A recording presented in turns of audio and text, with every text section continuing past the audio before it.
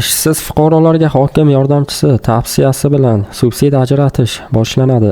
Ertadan onlayn mahalla platformasida ishsiz fuqarolar o'z tadbirkorlik faoliyatini boshlashiga zarur asbob-uskuna xarid qilish uchun subsidiya va SSUDga ariza berish imkoniyati yaratiladi. Ma'lumot uchun, subsidiya qaytarib bermaslik sharti bilan beriladigan foizsiz moliyaviy ko'mak.